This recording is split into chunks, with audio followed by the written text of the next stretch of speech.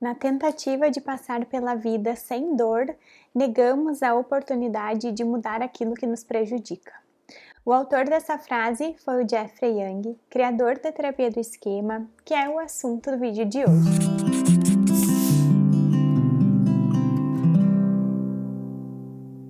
O Jeffrey foi aluno do Aaron Beck, que foi o criador da terapia cognitivo-comportamental, que vocês provavelmente já devem ter ouvido falar. E o Jeffrey Young considerou o Aaron Beck como o mentor dele. Oi pessoal, tudo bem por aí? Para quem é novo aqui no canal, eu sou a Ana Streit, sou psicóloga e falo sobre psicologia, autocompaixão e conexões saudáveis por aqui.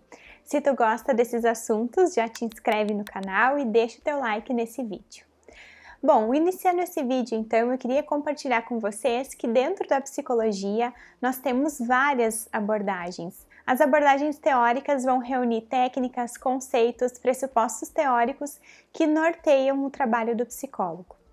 Cada abordagem tem as suas combinações, então. A terapia do esquema, então, foi a escolha de abordagem terapêutica que eu fiz. Eu gosto de brincar dizendo que é a terapia do esquema que me fez terapeuta clínica, porque antes disso eu não me sentia conectada com nenhuma abordagem, nem tão segura para atender quanto eu me sinto hoje. A terapia do esquema tem o potencial de nos libertar, permitindo que a gente se reconecte com a nossa essência e construa novas histórias, novas sensações, novos significados.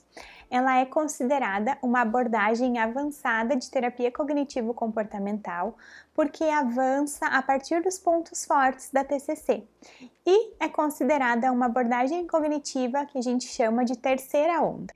A terapia do esquema busca ajudar o paciente a identificar as verdades nas quais ele acredita sobre si, sobre o mundo, sobre as relações, e vai trabalhar junto com o paciente para entender o quanto que essas verdades, que a gente vai chamar de esquemas, influenciam e principalmente prejudicam os seus relacionamentos e as suas formas de lidar com os desafios da vida. A terapia do esquema, portanto, vai oferecer ferramentas para mudança, para que a própria pessoa possa agir com base em uma perspectiva mais saudável, funcional e não mais influenciada por antigos padrões e prejudiciais. Então, o paciente e o terapeuta trabalham juntos para confrontar esses padrões de funcionamento e para reforçar estilos de resoluções de problema mais saudáveis, mais funcionais, mais práticos. Na terapia do esquema, vamos entender o funcionamento daquela pessoa, as características que fazem aquela pessoa ser quem ela é. Esse funcionamento é composto por aspectos como o temperamento, a história de vida daquela pessoa e, claro, seus esquemas, entre outros fatores. A terapia do esquema surgiu como uma alternativa às dificuldades encontradas pela terapia cognitivo-comportamental em tratar pacientes com problemas e transtornos de personalidade, porque esses pacientes têm em comum dificuldades nos relacionamentos interpessoais. Além disso, a terapia do esquema nos presenteia com o conceito de esquemas, ou mais específico, esquemas iniciais desadaptativos. Esquemas são verdades nas quais a pessoa acredita, verdades essas que vão influenciar na forma que a pessoa se vê, como ela vê os relacionamentos, como ela vê o mundo, como ela lida com os desafios da vida. Mesmo com toda essa influência, nem sempre a gente vai ter consciência dos nossos esquemas, porque os esquemas se escondem de nós. A gente logo vai ter um vídeo sobre o que são os esquemas e também, à medida que o canal vai avançando, a gente vai conhecendo cada um dos esquemas especificamente. Mas a ideia que fica aqui é que, por mais influência que os esquemas têm na nossa vida, nem sempre a gente consegue enxergar eles ou ter consciência deles, porque a gente já está fazendo coisas para manutenção esquemática, que a gente chama. A gente já faz coisas para manter a verdade dos esquemas atualizadas, mesmo que no contexto da nossa vida atual eles já não fariam mais sentido. Nessa mesma linha de nos darmos conta e termos consciência dos esquemas e do nosso funcionamento, a terapia do esquema considera o fato de que muitas vezes só entender os problemas que a gente tem na vida acaba não sendo suficiente para que a gente deixe de sofrer ou para que a gente permita que esses problemas não nos prejudiquem mais. O insight, portanto, nem sempre vai eliminar a emoção associada. Então, o que quer dizer isso? Que nem sempre a gente entendendo o problema que a gente está lidando ou tendo consciência daquilo que a gente está vivendo, que a gente gostaria que não fosse daquele jeito, é suficiente para que a gente saia daquele ciclo ou para que a gente consiga mudar aquele problema que nos incomoda. Por isso que na terapia do esquema a gente não vai buscar só o entendimento, só o dar-se conta das coisas. A gente vai buscar um foco nas emoções e nas sensações, porque a gente entende que uma emoção se muda com outra emoção. Por exemplo, se o meu paciente se emociona na sessão, se ele chora, se ele fica com raiva, se ele fica emocionado por alguma coisa, naquele momento específico eu não vou perguntar o que está passando na cabeça dele ou o que ele está pensando diante daquela emoção. Eu quero explorar com ele detalhes da experiência emocional que ele está vivendo. O que ele está sentindo, quais as reações do corpo ele consegue perceber, será que ele lembrou de alguma coisa naquele momento que fez ele se emocionar assim?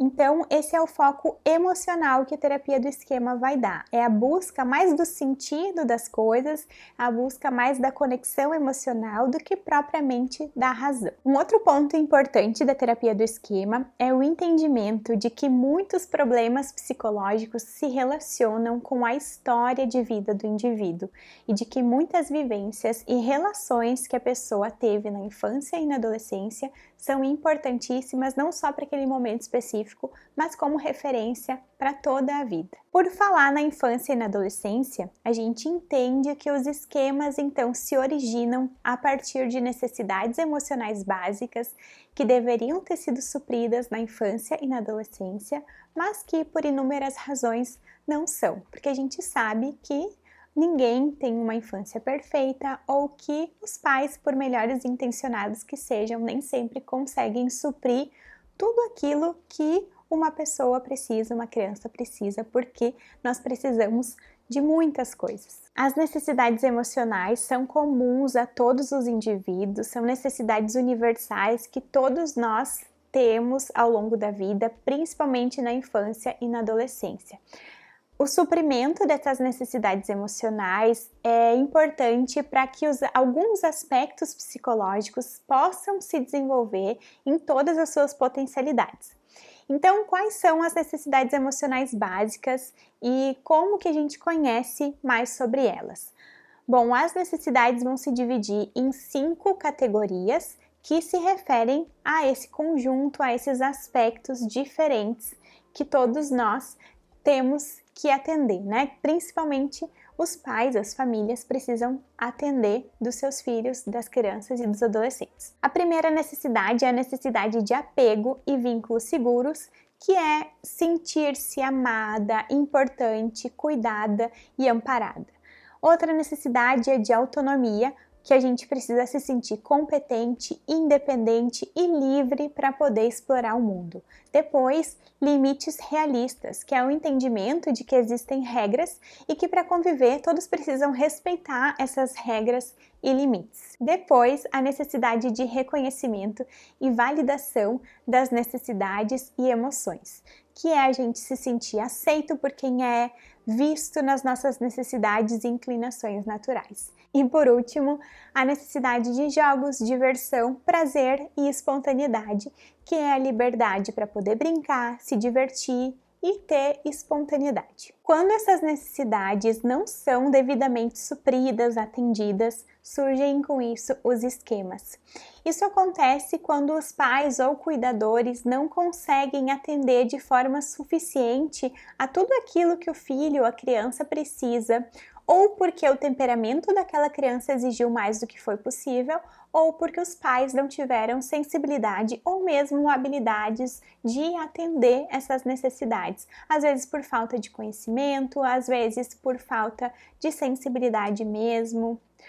Um outro aspecto importante, então, nisso é o temperamento. O temperamento é um aspecto da personalidade que interfere no quanto a gente vai estar mais atento e suscetível a termos ou não determinadas vivências.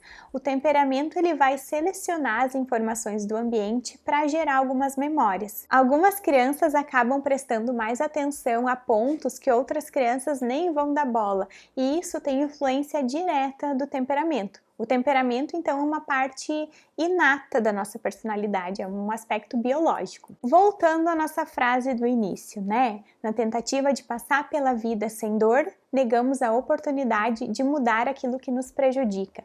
O que a gente pode entender sobre essa frase e o que ela tem a ver com a terapia do esquema? Bom, na tentativa de não sofrer, a gente acaba por não mudar os padrões de funcionamento, às vezes muito complicados. A gente acaba ficando preso em verdades desatualizadas, sentindo em conta-gotas, então a gente vai sentindo um pouquinho de incômodo eventual. Pela tentativa de não sofrer, a gente acaba presos em verdades desatualizadas que muitas vezes prolongam um sofrimento que poderia ser transposto. Vamos ver junto aqui um exemplo. Então, se eu acredito que eu não tenho com quem contar e que eu preciso me virar sozinha, porque na minha infância, na minha vida, eu fui uma criança que precisei dar conta de muitas coisas sozinha mesmo, que não tive muito amparo, tem uma dor ali de que eu não fui ajudada ou amparada de forma suficiente, né? Como eu merecia, como uma criança merecia. Isso pode me fazer agir de forma mais autossuficiente e sem nem considerar pedir a ajuda dos outros, nem me dar conta que eu poderia ter ajuda em algumas coisas. Então, na tentativa de não sofrer por ser ignorada ou não ser ajudada, caso eu peça e alguém não possa, eu vou me virando sozinha. Mas, ao não abrir espaço para novas ajudas, de pessoas novas que realmente poderiam me ajudar, que realmente poderiam se importar comigo, eu mantenho o mesmo padrão de não ter com quem contar. Eu mantenho, portanto, o esquema que a gente chama de privação emocional. Então, eu fico sozinha, tentando dar conta dos meus problemas, como foi quando eu era criança. Conhecer sobre os nossos esquemas é nos libertar. É permitir que a gente possa construir novas verdades, novas histórias e sensações. Com isso, o passado ele não implica tanto no nosso hoje e a gente pode se autorizar a viver uma vida com mais bem-estar, mais leveza e sentido. Por aqui a gente vai falar ainda muito mais sobre isso, então já te inscreve para não perder nada. Se tu quer saber algum conteúdo específico sobre a terapia do esquema, deixa aqui nos comentários que eu vou adorar saber. Se tu gostou desse vídeo, deixa o teu like, um super beijo e até o próximo!